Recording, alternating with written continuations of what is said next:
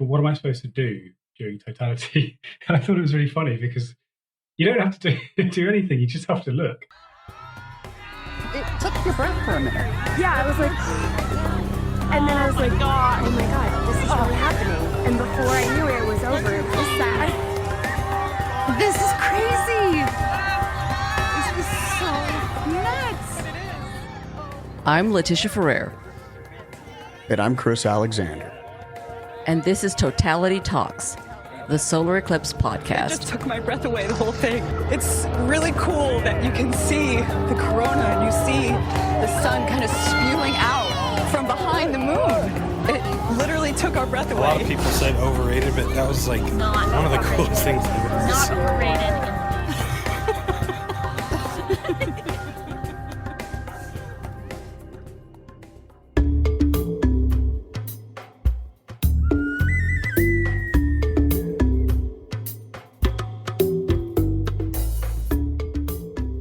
Welcome back to Totality Talks. I first noticed Jamie Carter in the years leading up to the 2017 total solar eclipse. I'd say starting around 2015. I started seeing articles everywhere. Wall Street Journal, Forbes, Space.com, Sky and Telescope, and others. He is the world's solar eclipse journalist. I'd say 9 of the 10 articles in the top publications on solar eclipses are by Jamie Carter. And then he also manages when is the next Eclipse.com website, which is the question you will be asking right after you see your first total solar eclipse. So now you know where to go. Please welcome Jamie Carter. Hi, Jamie. Hey, thanks for having me. Welcome, Jamie. Yeah, it's great to be here. The first question, of course, is when was your first total solar eclipse? Where was it? And what got you hooked? So I'm a product of the 1999 eclipse that went across Europe. I'm sure you saw that. Mm-hmm. I was 23 years old. I grew up in the UK, and this was our first eclipse for many, many decades. And our last one until, I think it's 2090 is our next one, because obviously we're a tiny country. So I traveled only about an hour from my house, maybe 2 hours, down to Cornwall to experience the cloudiest skies you have ever seen. But it was an amazing experience to be in that path. And looking back at it now, it's strange because we have all these problems about explaining the path of totality to everyone in America. It's what I'm doing every day. I'm trying to explain that you must get into the path. You cannot be at 99%. But that eclipse, that first one I went to, no one ever talked about that. It was just the path, and then there was nothing. You had to be in the path because it just clipped the edge of our nation. So it was really, really simple, and everyone who wanted to go to see it went to see it, and most people didn't get a clear view. But it was a dramatic experience that stayed with me for the rest of my life, of course. So did you get a lucky hole or anything, or was it just a cloudy experience? No lucky hole. In fact, we stood on a harbour in a place called Falmouth in Cornwall. We looked across the harbour. All the boats, the lights on the boats came on. It was beautiful. And we had a big TV screen with a live TV feed on the right-hand side. So we all took pictures of a TV screen. It was hilarious. So you got to see it, essentially, on television while experiencing the darkness. I got a souvenir picture of it. Yeah. While experiencing the darkness, though. But it was really dark. I mean, that was, people will, unfortunately, probably experience this in April along that massive track through North America. People will get clouded out and they will experience a really, really dark eclipse, which is what I remember from 99, because the cloud was a few feet above my head, it felt like. Yeah. How long was that? What was the duration? I'm going to say it was 2 minutes, 10 seconds, something like that, which is fairly normal for a total eclipse, as you know. This one coming up in the US is extremely long. There's not much talk about how long it is. It's just insanely long compared to most eclipses. It's longer than the 2017 eclipse, so it should get really dark. And then because that shadow is so much wider. So there are other things to think about, I think, when it comes to darkness. It depends where you are on the track as well as where you are within it. But yeah, it should get really dark. Yeah, we're expecting it to get really dark and then have the really great corona because it's solar max again. Yeah, which was actually the first clear eclipse I saw was fast forward 13 years to 2012. I was that intervening period. I had no money, no way of getting to these. There was some quite remote ones in that decade, and so I went to Australia for that one, which is also quite remote. But I was actually working as a reporter by then, so I was able to go as a travel journalist and report on that. And I got to see the solar max eclipse, which was, I mean, that was really the moment where I became an eclipse. I don't know, eclipse. There's all kinds of names, isn't there? Ecliptomaniac and eclipsophile, and Umbrophile. I think I've probably become a eclipsaholic at the moment, definitely. I think my next book is going to be Totality Addicted. Yeah. Well, it is, right? Everyone's addicted. Everyone we know is addicted. Everyone we know is addicted. So tell us a little bit about your background and how you got started into journalism, and maybe a little bit about your professional career. Well, I worked as a tech journalist. That was my first job, kind of the century, and became kind of a part-time travel writer as well, which is kind of what led me to think about eclipses. I write about astronomy now all the time, but I actually came to astronomy via eclipses. That eclipse in '99 was my first exposure to astronomy. I then did a lot of traveling and ended up in the outback of Australia and places like that, and got completely hooked on astronomy and stargazing. So quite an observational kind of experience, introduction. And I started noticing these eclipses that I couldn't afford to go to, but I started noticing them in random places around the world, Uganda and Australia again, and all kinds of places. And I noticed there was one in Easter Island, which is a place I'd always wanted to go to. So I wrote about that for a few astronomy magazines that I'd started to write for. Unfortunately, I couldn't blag a free trip out there or do any reporting. I just had to watch it from afar. But it just reminded me that these eclipses happen in some of the most beautiful places on the planet, and some of the places that are already on my list of places to go. So why would you not go there when there's an eclipse? I mean, it's information that people don't appear to have, but they really should know. They should cross-reference their bucket list and a list of eclipses, and because you can find 5 or 6 of those places that you always wanted to go to. I mean, you guys know that, right? Yeah. You've been to Headed to Easter Island this October and for the annular. Oh, are you you're indeed? going for the There you go. annular? You're going for the annular? Bucket lister. Yep, it's just an annular, but might as well go see it. Yeah, you should. That's a great idea. I ended up for that 2010 one. I looked into going into Easter Island on it. I looked at it too late, so I ended up going to South America. I did get a great video of that sunset eclipse in South America just above the horizon. Sunset eclipses, yeah, that's something I haven't seen yet. A sunset, yeah. It's Spain. Spain should be a sunset for us, or close to it. Yeah, if you go to Mallorca, the Balearic Islands, you can see a sunset totality. Tempting, but it's super close to the horizon. I think it's literally totality ends when it's sitting on the horizon. That's going to be really nail biting. So tell us a little bit about how you got into Forbes and at the Sky and Telescope, and how you progressed from the science journalism. Yeah, so I started to specialize in astronomy and stargazing because travel journalism only gets you so far. It's not a proper job. It's a part-time, now and again job. So I got more into science journalism. Again, with eclipses, you can't write about eclipses very often. I mean, after April the 9th, I'm out of a job for a few years. You'll have 3 weeks or a month about eclipse bliss, I think. Yeah. You get to do the debriefing. Yeah, there's going to be a period in April when everyone, after the eclipse is done, there'll be so much traffic on websites to do with astronomy. Nothing to do with eclipses, just astronomy in general. because people equate the two things, right? Yes. NASA, eclipses, space, the moon. This is all the same thing in most people's minds.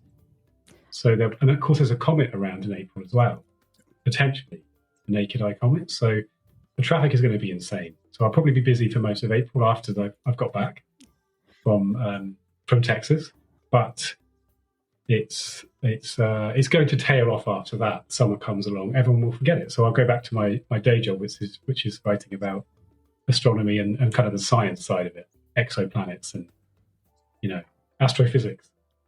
Well, I know the planets are lining up for this one also.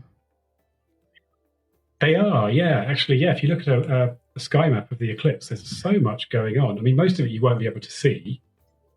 There's all the minor, distant outer planets. They're all going to be there, but you won't see much more than Venus. Venus, definitely, and then Jupiter probably as well during totality. Venus way before. The comet, probably not, but you never know. It might brighten. I think it will be difficult to image with unless you have a wide field camera. Yeah, you'd have to blow out the eclipse completely. That'll be part of your stack. The image stack will be your 2-second exposure. Or have another camera trying to point it at it and hope. Just let it run and hope. Yeah, somebody will get that. We'll get that comet. Someone will get that comet. They will, but it will be someone who's trying to get the comet. It won't be someone. It won't be me using my phone. Or my husband pointing at the eclipse. I'm the person with the phone. I do the wide angle ones because I can't pay attention to cameras during totality. Yeah, absolutely. In fact, I don't really take photos during eclipses. I say not really because I've taken a couple of phone shots, wide angle, which is so easy to do. You can take a great shot as long as you turn your flash off, yes, which you must do. Trying to tell the world that in April as well. Actually, electrical tape. Yeah. Electrical tape works really well. Whenever I'm on a tour, what I'll do is I'll bring electrical tape with me and I'll invite everybody to come down and let me cover up your flash. That is genius. Yeah, I should do that. In fact, you should do that. You're in Texas. You should start doing that now. Well, I am doing. I should write a blog on that and how to cover up your flash. Yeah, it's a good idea for an article. Yeah, there you go. How to not annoy other eclipse chasers when you're in a group. Where are you going anyway? I will be going to a place called Bandera, which I'm sure you know. Yes. There's a festival on there. It's at a rodeo. Sounds very Texan. I thought this is a Texan place. It was really affordable. I thought, yeah, why not? Since I've booked that, of course, I've been invited to all kinds of places to go and do some reporting. But no, I'm just going to stick with my plan. Eclipses, you can't mess around with them. You need to do what you're going to do. Yeah. Well, You need to have a plan and execute your plan. I got invited to do an MC at a Cosmic Cowboy event. So it's going to be a big country and western music festival in Hillsboro. And then I got other offers. I'm like, well, I'm already committed. Yeah, that's the best way. I saw that, actually. I've been doing so much research on events, especially in Texas. And there are hundreds of festivals you can go to. Probably 1,000 festivals across the US. But I noticed you're doing one in, they've called it Eclipseboro, haven't they? Eclipseboro. That's correct. Yeah. I remember that from 2017. I think it was a place in Madras. Kentucky. Kentucky did one too. No, in Kentucky they had Eclipseville. I forget which one it was now. I think it was Hopkinsville. It was called Eclipseville. That was pretty well centerline back then for the 2017. Yeah, it was. That was the place to go, wasn't it? Yes, it was. Except for the weather, which is why I went to Oregon. Yes, of course. Yeah. In fact, I just spoke to Jay Anderson yesterday, an interview with him, which is, as some of you will know, he's actually the most important guy in the Eclipse community, right? Because he writes this really in-depth website about meteorology and where you should go on the eclipse track for clear skies, or rather what to expect in all the locations. And it's not a clear-cut answer for this eclipse, but it's fascinating to listen to him talk. And he comes out with some amazing tips of what you should do. I mean, really, it's just be obsessed with the weather for 3 days before. Not before that. Forget it before that. Just 3 days before. Well, because I'm committed to the location now, and plus I have 20 friends and family coming with me, we're all going to that one spot and we're there. Yeah, that's good. I think that's a great idea. It's good to have a plan and stick to it. If you are able to move around, of course, you should if there's an obvious place nearby with clear skies. But it's as good an idea to just stay where you are because, I mean, you guys know the hill country, right, in Texas. Doesn't look like the kind of place you're going to be able to be super mobile. No, not if you get out like Bandera, Uvalde, and the smaller Kerrville even. I mean, if you were right off of 35E with San Antonio, you could move some, but it's going to be pretty well backed up anyway. I've been contemplating that. I'm going to Kerrville, and on the name fun, it's the Eclipse is what they're calling it. Eclipse. Everyone's doing it. But I could skip out to San Antonio and have a fully refundable flight to Buffalo or Indianapolis. And just get off the plane, turn around, come right back, and then go back to the campsite and be there at Tuesday morning at 11 a.m. to get my stuff and leave. But that's just the wild plan, and hopefully that will just stay a wild dream. plan. Yeah. That is a wild plan. I like it. I don't have a plan like that. If we get that 3 day, we're 3 days out and it's looking horrible, might be an option, but that's just crazy. So I was reading your article about what to do after the eclipse, and I think it was 7 main points of the best way to handle your trip. And I was curious if you wanted to go through that article since it was one of your more recent articles that you put out. Which was that on Space.com? Yeah, it was Space.com about basically arrive early, stay late. Oh, my top tips. Yeah. Well, most people don't really know. They've not seen one before. So I thought I'd go through some basics.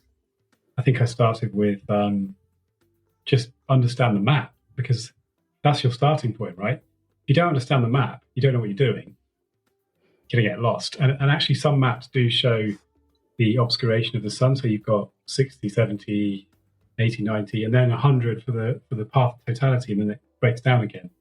And those maps are quite misleading because it makes it look like you can just go anywhere. My favorite It's not true. You have to be in that path. My favorite is the Nope map from Great American Eclipse. I think you've published it a couple of times. Yeah, the Nope map's good, where it just says nope anywhere outside that path. Because that path's really narrow, right? It's actually wider than it was in 2017, but it's narrow.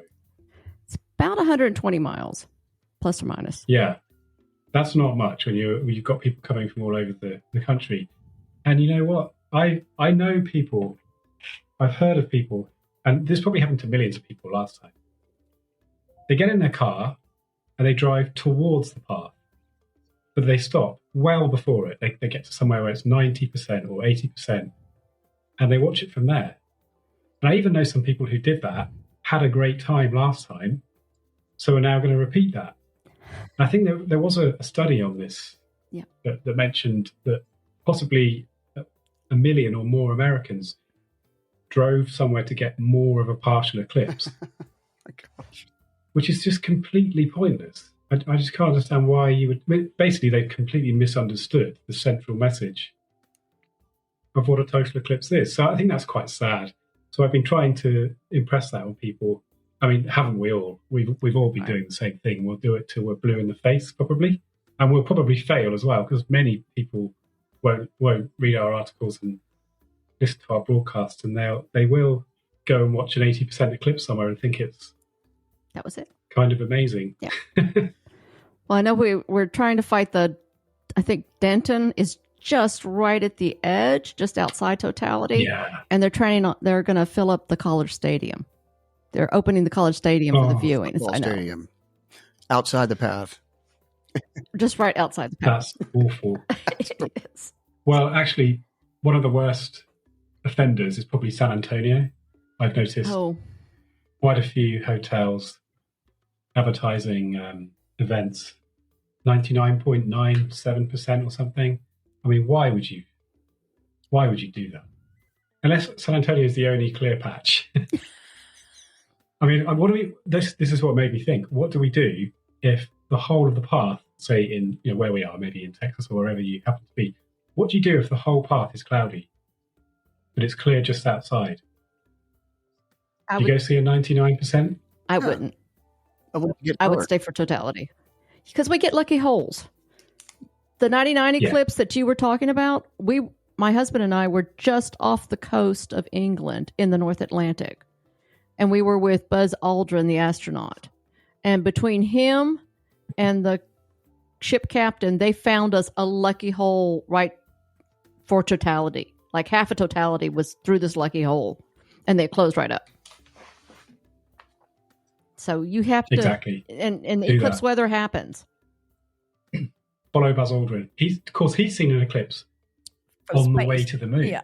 Yeah. He saw one on the way to the moon. In fact, Neil Armstrong said that was his favourite part of the entire mission, Apollo 11 mission, was when he saw totality through the window of the capsule.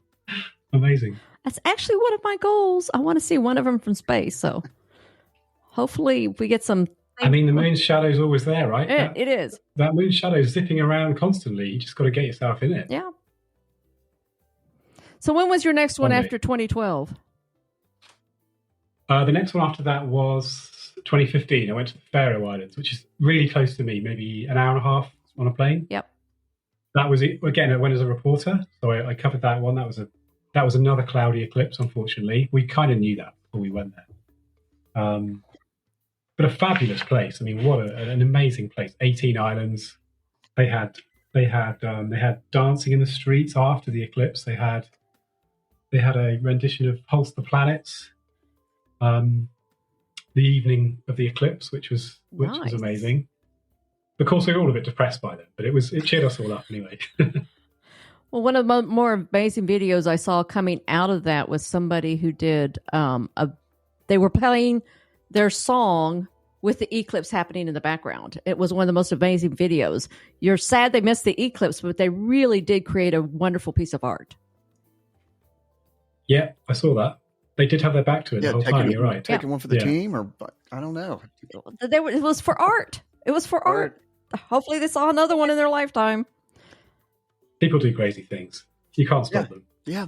There's a festival here that has 100 bands playing, really big in one community. It's up near Burnett, Texas. But it's going to be crazy. 100 bands and maybe, I don't know, 5,000-6,000 people. I hope they don't miss the eclipse. There'll be so much music. That takes me back to the list I was talking about, the tips. Yes. I think one of them was find a special place to watch it. Of course, that's an elastic thing. That could be whatever you want it to be. That could be, for me, it's going to be with people that you love. Your family, your wife, your husband, whatever. You have to do that. I wouldn't want to experience an eclipse on my own somewhere. Also, for some people, experiencing an eclipse within a massive crowd is the opposite of what they want. It just depends what kind of person you are. Yeah, it does. So is family coming with you for this one? My wife and a few friends. Awesome. Yeah, so should be good. Yeah, I've got about 20 people coming to join us down here in Texas. And Chris, how many do you have coming with you? Well, everybody's spread out. 50. I've got, right now I've got a group of 6 coming in Colorado, and we are staying in an RV at Kerrville. And then I've got Austin people that I'm trying to get them to travel west. But the funny part is, that's still a 2 minutes and 5 seconds over my apartment, but I am going west for 4 minutes and 22 seconds, and want to see that darkness and get into that path. And I'm trying to get as many people as possible to live in town to go out west. But really, you can watch it from your rooftop here or just go outside and you still get a 2-minute total solar eclipse. So I'm curious if my evangelizing and trying to get people to get a longer duration of totality is proper or worth it. But, well, the more you succeed, the busier the roads will be, I guess, and you might miss it. I'm causing traffic. Yeah. All right. Causing traffic. Yeah. Well, I know I get 3 minutes, 30 seconds over my house, but I am going for the extra 4 minutes, 20 seconds in Hillsborough. So lucky. I'll never have that. I'll never have, unless I move somewhere, unless I move to Australia or Well, something. we are considering, we all talked to David Barron about that last episode. About, hey, maybe we should just go buy condos in Australia and live there for the next 15 years. Yeah. Although it's a big country. I'm not sure. I'm not sure where you'd pick. Somewhere in the middle? Maybe not. You can always skip out. Just be there. Well, there's a couple of crossing paths. You can always get one in the cross path. That's true, yeah. You can. But in fact, I was looking at the maps for those eclipses, those Australian eclipses. Everyone's talking about 2028 when it's going to go over Sydney Harbour, like 3.5 minutes, which sounds amazing. But I lived in Sydney for a year. It rains all the time. I definitely wouldn't go there. Okay. I would definitely go to the outback. It's got like a 6% chance of cloud. In Sydney, it's something like 70. But people don't look at the weather, especially many years out. They just look at the map and pick a place. But it's not the way to do it. Well, that's the Jay Anderson site. Was it eclipsophile.com? Yeah. Eclipsophile. Eclipsophile.com. It's the main one. Well, every eclipse trip that I've ever been on, that's the primary source of information, and that's on it's on every brochure or every itinerary list. It's like, okay, we picked this area because of this map right here that shows the prospect exactly all the way up through. Exactly. But all that does is increase the odds that the place you choose will be clear. It doesn't guarantee anything. You have to, at some point, you have to stop looking at the website and just look at the weather, of course. When climate becomes the weather. So Jay was teaching me how to use Windy. Windy is an app that people now have on their phones. And you can swap between different models of forecasts. So he was telling me to make sure to tell people to do that in advance. He was saying that on his website, and I was looking at that too. Yeah. But it doesn't, even if you have clear weather, because 2017 I was in Oregon, and just before, a couple of days before the eclipse, they had all those Oregon fires.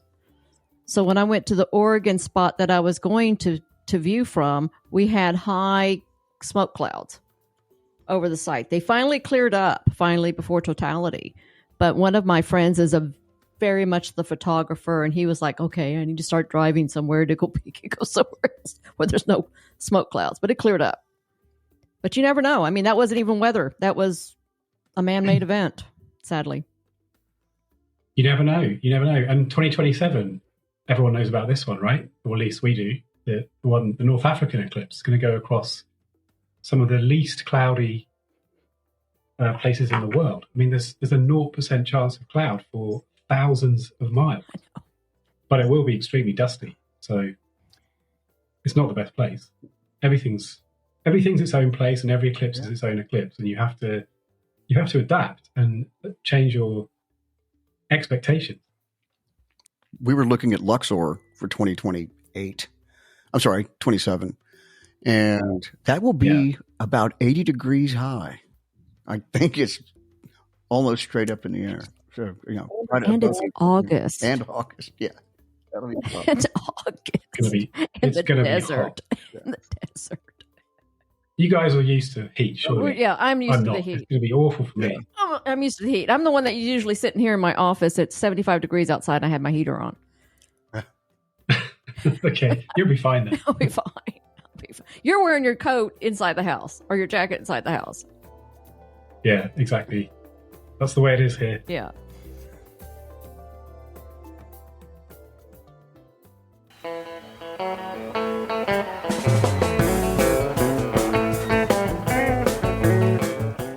Totality Talks is brought to you by TexasSolarEclipses.com, where you can get the book Texas Solar Eclipses.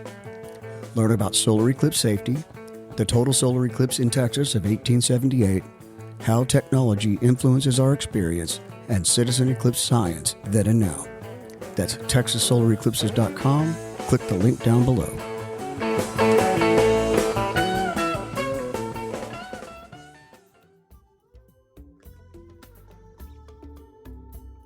Speaking of looking at eclipses that are high up in the sky, I wanted to chat about your latest Forbes article that talks about the new Delta flight 1218. Yeah. Going from Austin to Detroit. Can you talk a little bit about that? Yeah, so Delta's the second airline to do this. There's Southwest Airlines. Back in October, just after the annular eclipse, they announced they were going to have a couple of flights doing a similar thing to this one, which is basically flying from or to Texas, from or to somewhere in the north, which is close to the track. This one is going to go from Austin to Detroit. So it flies pretty much through the path of totality almost the entire way, which sounds amazing until you realize that actually the eclipse will be behind you. So, and it's also going to be 60 to 70 degrees up behind you. So that flight's going to have to do, zigzags and loops and probably banking as well. So you can see out the windows. They are quite big windows, obviously. So, it's an Airbus. I forget the model, but it's got big windows. But regardless, unless they do clever things, it's not a good option. But maybe they will. They're just not promising that. I'm guessing they will try to give their customers an amazing experience, and hopefully they will. I mean, they could even be the only people who see this. Yeah. You never know. That's true. That's true. I'm not doing it down. And it's expensive, and I think it's probably already sold out, in fact, since I published it this morning. So, people will get excited about that. They get excited about these things. There's I don't know if you know, but the eclipse will be happening in Cleveland just before a baseball match. The Guardians are playing a baseball match, which I've heard from people in Cleveland has really supercharged the eclipse there. Nobody knew about this eclipse, not really, and now everyone knows about it because it will be visible from the stadium a couple of hours before the fixture starts. But I looked at the orientation of the ground, and it's not great. You have to be on one side of the stadium. If you're on the southern side, forget it. People just don't look at the detail, though. Yeah. You really do have to when it comes to eclipses, because it happens in a specific place in the sky, and it's a moving target. You have to really, really look. Well, I can see them moving over right now, like all, squeezing in to one side of the stadium. And it's like opening, very close to opening day for that baseball season. So it should be a pretty glorious. But then maybe that's what will happen. Maybe they'll all crowd into the one side. They'll have the most amazing experience, and good luck to them. I hope they do. Yep, I do too. Same with the plane. Yeah. Well, Leticia and I took a flight to see the annular eclipse of June the 10th, 2021. And it was during the pandemic. And it was at sunrise. And the little winglet was going to obstruct the view. And so the pilots, for the first time ever, got to fly an Airbus without computer controls. And they kind of crabbed it and tilted it over so that we could look out the window and see the event. And they did some circles and zigzags because we had thunderstorms. And so they went up and they did some circles, and we missed the first, I guess, few moments of annularity. No, just the partial part of at the partial. And because of the thunderstorms that were hundreds of miles away, and they got us in the right spot for it. They were test pilots for Delta. So they do checkout flights whenever they put new engines on airplanes. So it was pretty cool. They had their Eclipse ties, and they were definitely in looking forward to finding the lucky hole for us. So it was great. Oh, that's cool. And of course, there will be a lot of planes in the sky for this. I don't think anyone's really writing about it too much, but I've got something in the works about this. How many airports are there in this path? It's going to be thousands. Every county in Texas has an airport. Yeah. So I know Terrell, Willis Point, every county in Texas has an airport. I knew Americans flew a lot, but wow, the map I looked at of the regional airports, insane. So you can imagine if every one of those airports has planes either coming in to see the eclipse or standing by above the clouds. A lot of them will be off just before the eclipse. Yeah. Yep. A lot of them will be standing by to get above the clouds if there's weather. Yep. I hope they know that. I mean, I hope they know people aren't just flying in for the weekend, because they all want to take off at the same time, half an hour before, won't they? Yeah, they will. Yeah, I do. That's going to be big news. And of course, there's a few NASA are doing a similar thing. They've got a couple of jets that are flying south to Mexico from Houston to, well, they're going to chase the moon's shadow. They're going to go so fast that they extend the eclipse up to something like 6 minutes, 10 seconds or something. Yeah. So they can study it. Again, the pilot's not going to see any of it unless he's got rear view mirrors or something.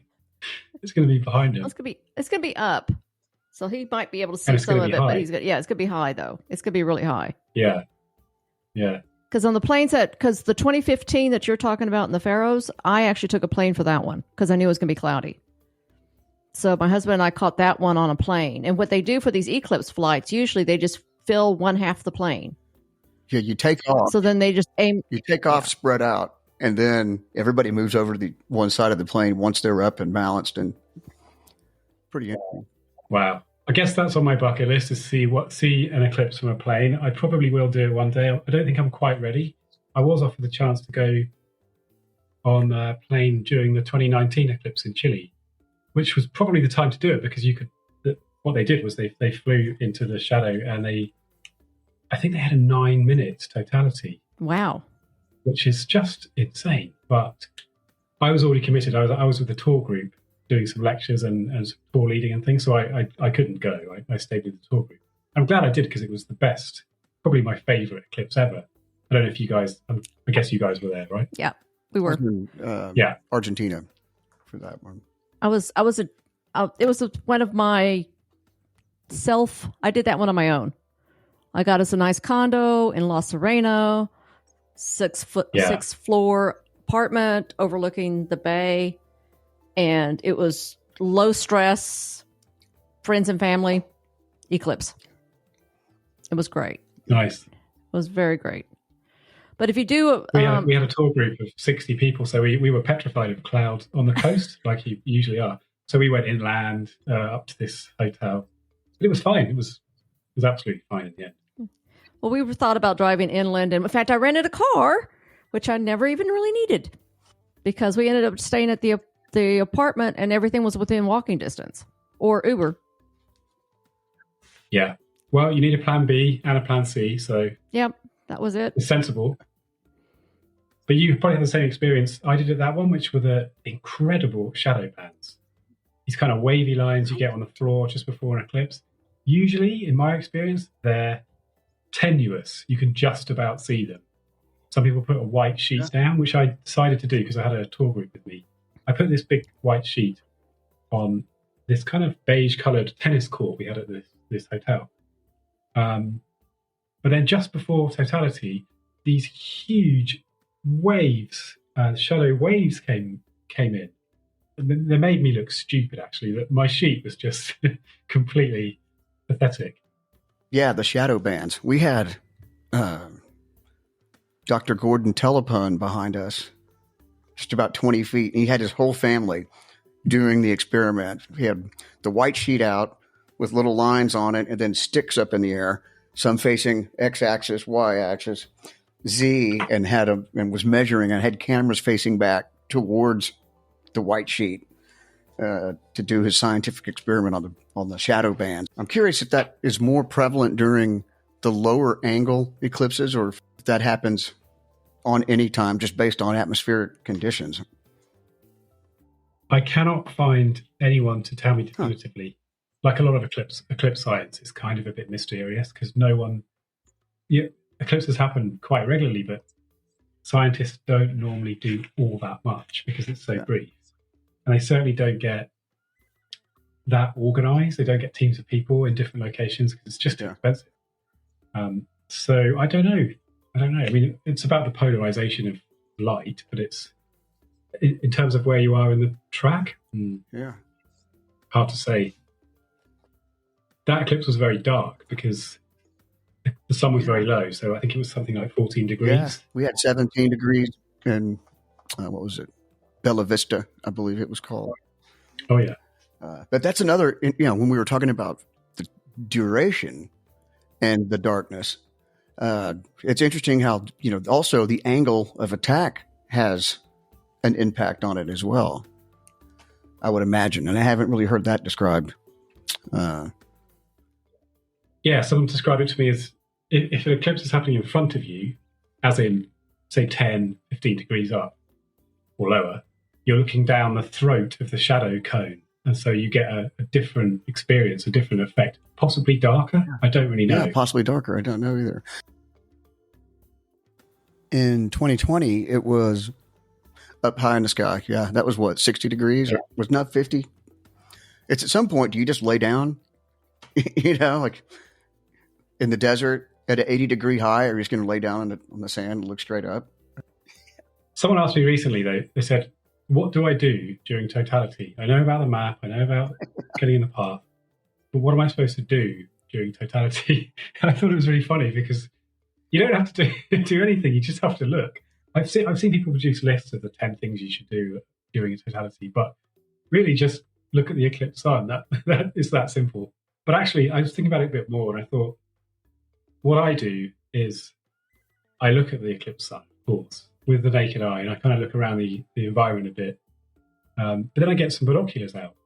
They're hanging around my neck, they're ready, and I look at the corona through any pair of binoculars. It doesn't matter what they are, it doesn't matter how powerful they are, not really. And you get the most incredible view of the corona that you just will not see with the naked eye. And I don't think that's talked about enough. Possibly because there's a lot of confusion about solar filters and when to use them and everything.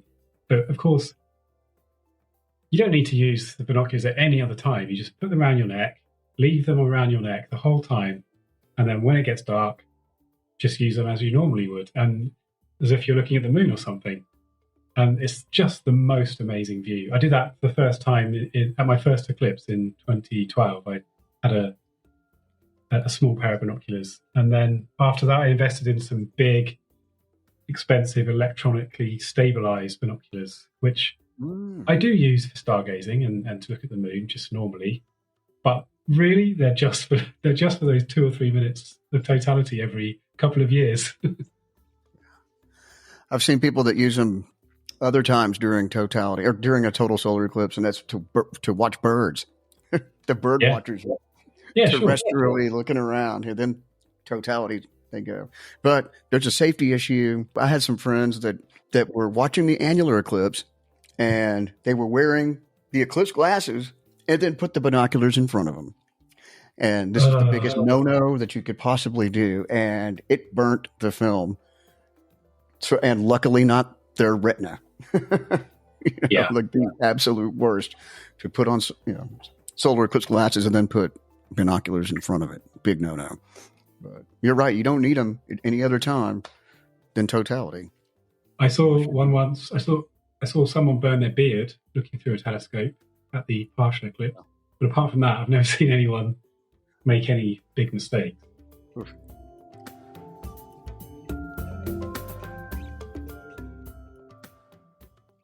I know there's a total eclipse, a hybrid total annular eclipse in 2031. I think you can see it as an annular from Panama for something like 20 seconds or something. The rest of it is just at sea. So maybe that's one to do. Maybe it's too far out. I don't know.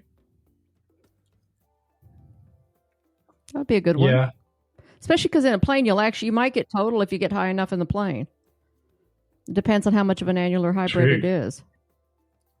That would be beyond my mathematical capability, but yeah. It is a hybrid? Or is it a pure annular? It's hybrid. 2031, yeah. But it's kind of an eclipse that goes nowhere. I've just been researching the next decade of eclipses. Whilst busily trying to write articles on this one, my mind just wanders on to the next one and the next one and the next one. And I've just been looking at eclipses in the late 2020s and the early 2030s, in fact, just through to 2034. And there's some fantastic eclipses coming up. It does get a bit complicated. In the 2030s, it starts to go a bit kind of niche, you know what I mean? So there's one in 2030, which is visible as a sunrise eclipse in Namibia and a sunset in Australia. And between the two, just ocean. So that's quite a niche one. Although, I mean, Namibia is a beautiful place. But I think that's where I'm going to go to see that one. Then there's this Panama one the following year. Alaska couple of years later, which is the next US eclipse, I guess. Oh, and that one's That one might be a just flight. way up there on the northern shore. Have you guys been to Alaska? And it's like in March. I have not. I have. So end of March. I have kind of back Northern in the Lights 90s. season. The weather's breaking, I suppose. Yeah, but it's still the northernmost part of Alaska, which in March I bet still is incredibly cold. But you know what? One of my loves is looking at maps, which is partly why I'm so obsessed with solar eclipses, because they're all map based, of course.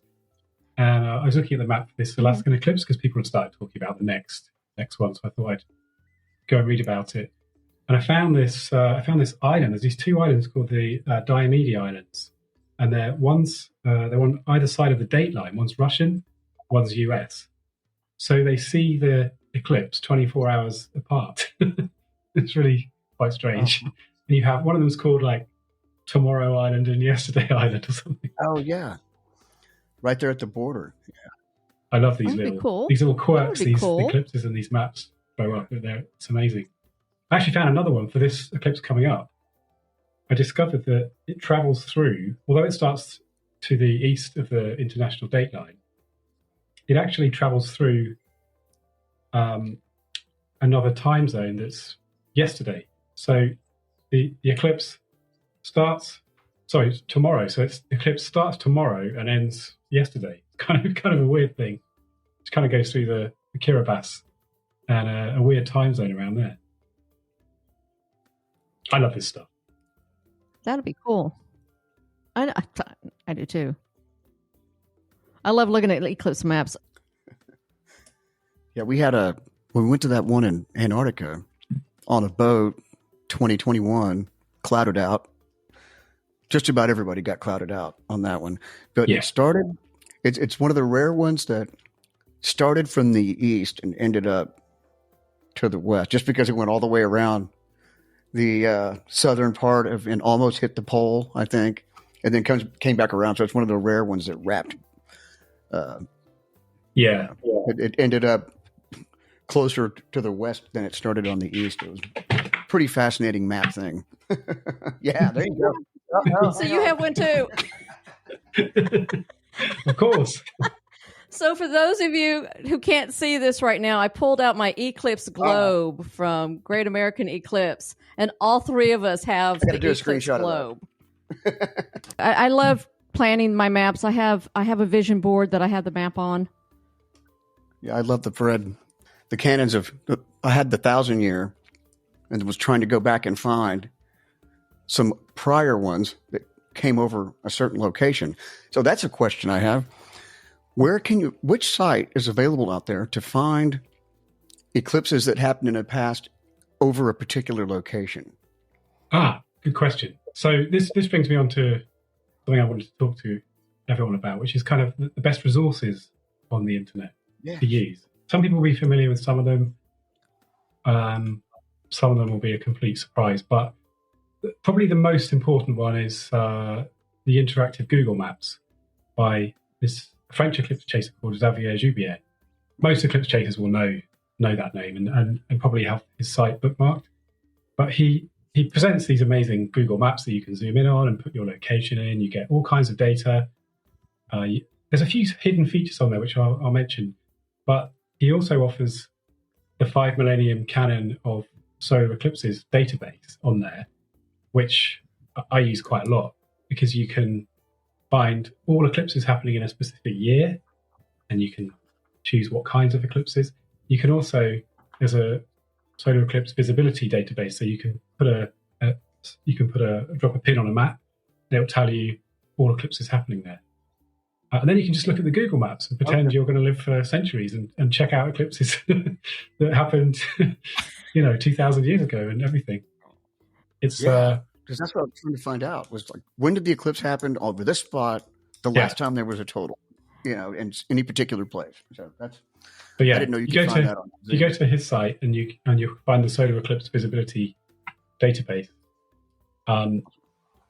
Xavier's maps are fantastic though, because there's a built-in peak finder software as well, so you can pinpoint a place on the map. And of course, when you're planning an eclipse, you haven't been to the places, so you don't know where you're going. You can, if you click on the word max, which is on the pop-up box, you then get a profile of the terrain that you're going to be standing on, so you can see whether hopefully the eclipse will be above the mountains or whatever. It's so useful, but not many people know about that. I didn't know about that, and I've been using his maps for a long time.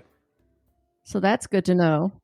That's a great feature, because I've been using because I researched all the Texas eclipses going back across, like the first eclipse when Texas, after Texas became Texas. Yep.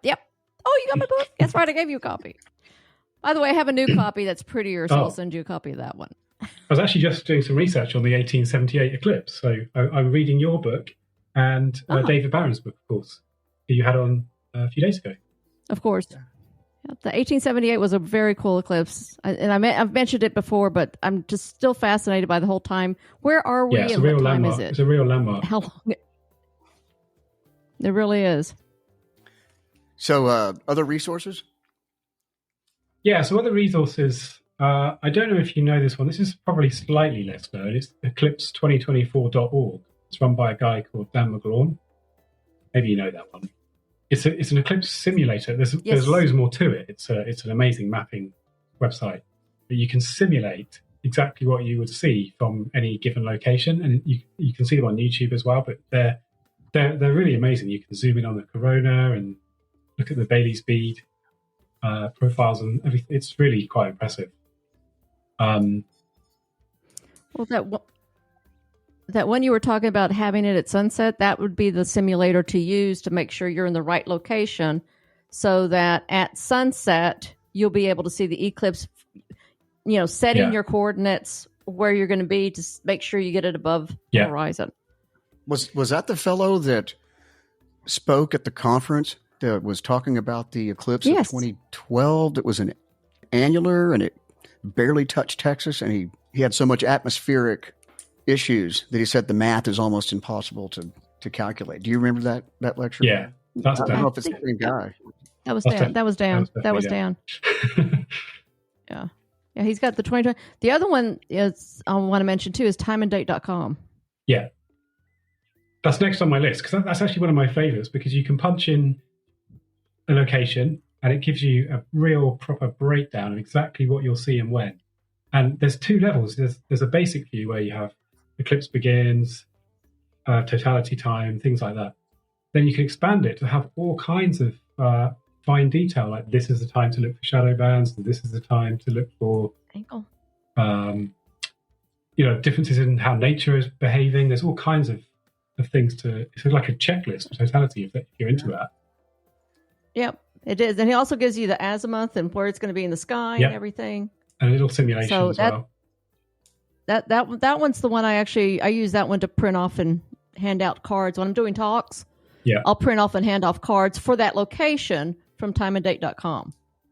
It's got a very cool aspect to it. It's got a cloud cover layer. You can change the map to cloud cover, which is good. But it also gives you a percentage chance of cloud on the. I didn't know that. Yeah, so if you go if you pick a location, it will say something like 67% chance of cloud on April the 8th over the last 20 years or something like that. But you can also save places to it. You can also save your potential viewing locations to the map, so you can consult it later. It's good. Well, I guess you'd have to have a laptop with you. I don't know how it works on the app. But Eclipse Fire, we already mentioned. That's a must visit for everyone, really. One that's kind of new is one called the Eclipse Company. They have a map. This is a company that's doing this in conjunction with the Planetary Society, who I think have an event in Kerrville, actually. I think that's what they're doing. But they have a really cool interactive map that is full of state parks, national parks, and events throughout the path. They've got thousands of events plotted on the map. And wow, you can check out, all linked to their websites. It's got all kinds of data on totality time, cloud cover, even light pollution. And they're about to come out with a brand new app, which is designed for eclipse chasing. It's designed to so you can actually save your potential locations to an app, see what the weather's like. And I think they're going to try and build in a cloud cover radar forecasting app into that. So that could be worth watching. It's not been released yet, but I think it's coming. That's really useful. I really love that map. An event. If you want to find events, I know some people just want to drive into the path and pull over on the edge of the road or something. Lots of people want somewhere to go, whether that's a really simple place to park their car and enjoy it with other people, or maybe it's camping or festival. There's two good websites for that. There's one called National Eclipse, which has a really good events page. There's dozens and dozens of hundreds of events there. And there's another one I found called festivalguidesandreviews.com, which has a dedicated eclipse section. Again, it lists by state. It must be over 300 events. Must be. Wow. Probably double that. It's really good. And the way the word festival is misleading because it's not really being used to mean bands, food trucks, and people. It's being used, in especially in Texas and Arkansas, it's being used to mean camping, really. So lots of, you've seen this, ranches, farms are just opening their land and calling it a festival. There's not actually much going on. It's just people camping. But so those two websites are handy. If you're struggling to get a hotel, which everyone is by now. Yeah. Well, that's good to know because my neighbors have just decided to open up their house, and it's actually a house they've rented out for weddings before for the eclipse. So everyone's doing it, right? I'm guessing Texas is, I don't know. I mean, this eclipse comes on the back of an eclipse a few years ago. This has got to be the most total eclipse literate population in the world ever, I imagine. As a nation, you just had one. Some places are getting their second eclipse. It's America, so everything is done on a big scale and done properly. So, it's quite interesting to watch it compared to an eclipse that goes over South America or something where you're not convinced people are aware it's coming, really, until the day before. I'm still running into people that don't know it's coming. I'm here in Texas. Even business people? Even business people have a little bit more savvy on it. But there's just still a lot of people that go, oh, yeah, I mean, the local beautician doesn't know it. Or somebody who works at a restaurant. My favorite question from the people that don't know, and they're just finding out, they're like, well, do I need to find a place that has dark skies? Yeah. I'm like, well, it is during the daytime. So, it's during the day. You don't have to. Unless you do have to play stargazing at night, and then yeah. You do have to find a place though where the lights will not come on during totality. Yeah. That would help. I don't think it matters all that much. I mean, lots of people will watch this from Dallas, right? Yeah. Or Austin, and they'll have a great time. I did see an eclipse once where a street light came on really quite close to the eclipse, and it didn't make all that much difference, to be honest. Not really. I guess maybe if you're photographing it would have been annoying, but it's kind of fun to know that, okay, hey, it is getting dark. It's like you're being confirmed. Yeah. What your senses are telling you. It's like, oh, okay. The lights are coming on, so. But you're right. I do see a lot of adverts saying, come and see the eclipse in a place with no light pollution.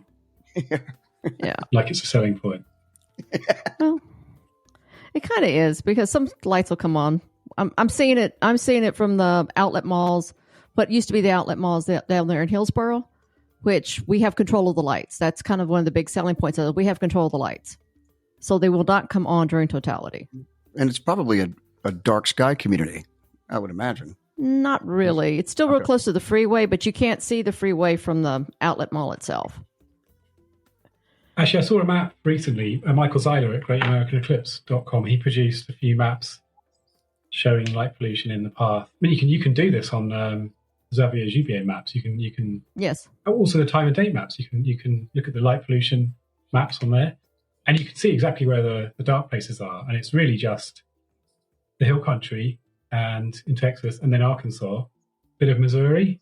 After that, no, none. Yeah. Until you get up into New York.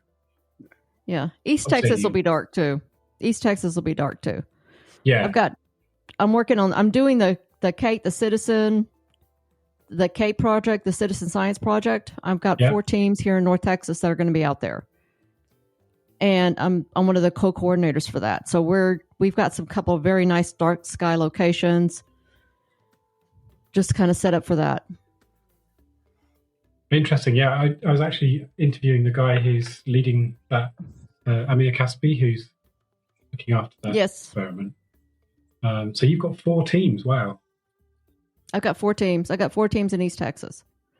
So when you say East Texas, where do you mean? 8. So one of them's going to be near Temple. One's going to be near Hillsboro. One's going to be near Kemp.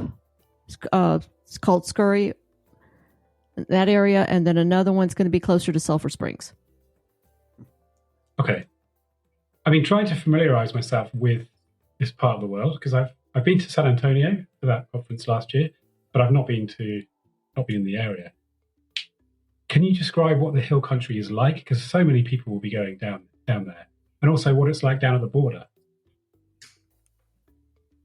So you want to take that one because you're closer to the hill country. Well, and what you mean, like geographically, or yeah? So I'm driving around looking for an eclipse. What's it going to be like? Well, there are plenty of roads, plenty of highways, plenty of back roads, all throughout. And when you get to the hill country, it's gentle rolling hills. There are some technical names for the terrain. Lots of limestone rock, and then there's actually some granite rock as well. We have a place called Enchanted Rock. It's just a huge outcropping, and capital of Texas in Austin is made out of that pink granite that's quarried nearby the area. And the further west you go, you get larger hills, larger and larger hills. Nothing that you would consider a mountain. Rocky and low brush, some live oak trees, not very, very tall trees. You probably got a good idea of it in San Antonio. That you're kind of right on the edge of the hill country in San Antonio. And as you travel east, you're going down in elevation and it becomes flat. And as you head up to the north, the hill country ceases to be, and you're gaining elevation, but it's still flat. And that's getting into where Leticia and all of her areas are. So you might want to talk about the terrain. So East Texas has got a lot of trees. Well, it's one of the things wood. It's piney woods. It's piney woods. So basically in East Texas, if you're going to East Texas, one of the things you have to concern yourself with is the tree line. Although this eclipse will be very high, so if you just get away from the trees a little bit, you'll be fine. But that was one of the things when we were choosing the 4 locations for the Kate teams is what was the sight lines. We had a couple of very beautiful locations where we were considering, but the sight lines because of the trees were just not going to be feasible. But definitely trees are the one thing. But it's very flat. Lots of lakes. If you can get we have a lot of lakes in East Texas. So if you can get a location near the lake, like around Terrell, Willis Point, Sulphur Springs, and those areas around the lakes. Paris is another good location in East Texas that's going to be happening. The only difference between East Texas and the hill country is very beautiful, but so is East Texas. But the thing with East Texas is there's a 10% more chance of rain versus the hill country. We're 50-50 in East Texas. It's 60-40 for Kerrville in that area, where you're going to be in Bandera. Yeah. Although I went down to Uvalde for the annular and we had clouds, and I got a great picture through the clouds, but North Texas was clear that day. And I was out near San Angelo, Texas, and we had clear skies. But there was a front that blew through. And so the front had not blown completely through yet through Uvalde. And Yep. so we had clear skies. But the I further had south and clouds. west you get, I think even at Eagle Pass is 45, 55. The weather prospects get a little bit better. But right now we have a bit of a mess down there at the border. At Eagle Pass, it's a geopolitical hotspot right now. Yeah. I was reading Dutch- about that. Is that somewhere that the average eclipse chaser should avoid, or does that not really make any difference for a couple of hours? I would recommend against it right now. It's just it's really kind of hot, and it's just a humanitarian Situation. crisis, humanitarian situation down there, and be very difficult. Now you can take a day trip and go south of Uvalde and drive out that direction. You'll just have a little bit better option of prospects of less clouds. So that's one of those 3 days before, 2 days before, kind of, hey, do we skip out west and south to get away from, let's say, if there's going to be clouds in Dallas. Yeah, I had some great advice actually, which I've used before in eclipses, which is to do this: look at the weather forecast. You can look at it now; it doesn't really matter. Just look at a few different days, get a cloud map of where you're going, and then pretend that's your eclipse day, and decide where you would go. Oh. And if you do that 3 or 4 times, you'll get to know how the weather changes in that area to a certain extent. You'll get used to the app or the website you're using to do that, but you'll also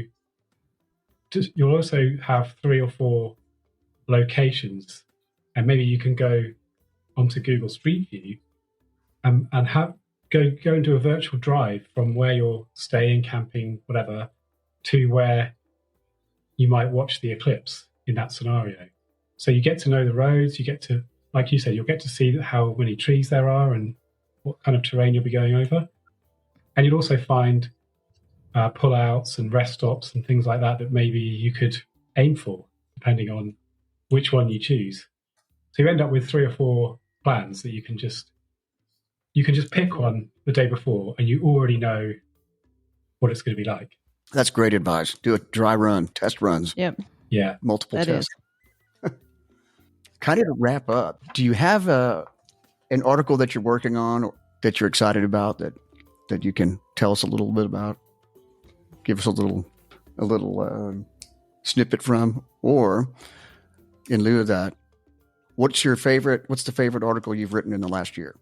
Oh, wow. I'm not sure I can answer that. I've written so many. Okay.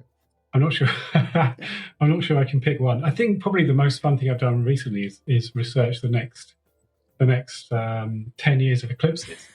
But the article I'm writing today, and this will change. I'll be writing something else tomorrow, so I guess I should tell you about this one. I'm doing about the economic impact of the eclipse, because I write for Forbes.com. Essentially, that's where you'll see an article every day on the eclipse coming from me. I'm also writing for Space.com and LiveScience.com, kind of at weekends and everything. But Forbes is where you'll find me, and so they want me to write, of course, one about the economic impact. And so I'm kind of interviewing people, finding out how many people the various cities and states are expecting. There's been some research on this, but it's ballpark figures only, and the variation is enormous. I think I was talking to Indiana; they're expecting between 150,000 and 600,000 people. I mean, that's a huge difference. They have to plan by a factor of 4. I mean, as we know from 2017, you can't predict. You could end up with no one. If you're a small community, you may end up with no one, or you may end up being the place to go. But I've been trying to work out how much these people might spend, eclipse chasers might spend. Again, ballpark figures only, but I'm on the verge of calculating that you could probably call it the $1 billion eclipse. There's about $1 billion at stake here, possibly up to. Wow. Which across the whole of the US, it's quite a number. It's quite a number. I mean, for small communities, just making 10 grand's worth of tax money or something is a big thing. And then for a city like Dallas, I mean, who knows how much they're going to make? I doubt they're even aware. But it's going to be an amazing business opportunity for America. Who will take it? I'm sure, and they'll do a brilliant job. Yeah. So the one question we didn't ask you yet is how many total eclipses have you seen now at this point? I want to say 7. I think this is going to be my 8th total eclipse. Yes. Okay. That'll be great. It'll be the longest one by quite some way. Oh, good. Very exciting. Yeah. Well, I've enjoyed talking with you. Oh, I did want to tell you one thing, though, too, is that Chris and I did that little speed dating interview with you at the Solar Eclipse Conference in San Antonio. Oh, yeah. You did. Yeah, and that was one of our inspirations to go ahead. Or you inspired him, I should say, to do the podcast. And then he called me. Yeah. Because you inspired him to do the podcast. And then he called me saying that we need to do the podcast. I'm like, I have no time. And he goes, I'll do all the producing and everything else. I said, okay, put it together. Next thing I know, I have equipment at my front door. Yeah, I was like, I'll just drop ship it. We'll work it out. And so she records in Dallas, and I do it from Austin. And so we've been having a lot of fun. Oh, great. I'm pleased I inspired you by accident. That's great. There's so many nice people in the Eclipse community, though, and they're all specialists. They have specialist knowledge. They really want to share it. It's a fabulous group of people to be involved with. And, of course, they're geographically disparate. They're all across the world. All over the world. Yeah. Yeah, I think we've got one American English speaker as a guest. Everybody else has been from somewhere else. Australia, UK. Yeah. I want to thank you very much, Jamie Carter. It's been fantastic. Great time having you. Thank you. It was a pleasure. Thank you very much, Jamie. I'll keep watching. When is the next eclipse?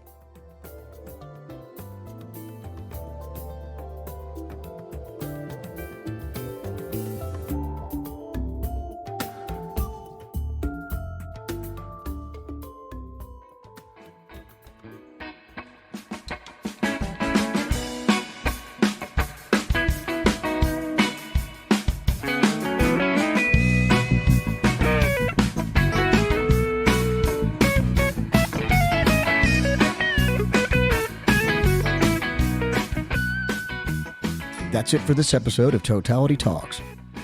Hope you enjoyed us going all over the map with that chat. Check the show notes for links to the resources provided by Jamie. In our next episode, we have a guest that we mention in every episode, creator of the Solar Eclipse Timer app and author of Eclipse Day 2024 and more, Dr. Gordon Telepone.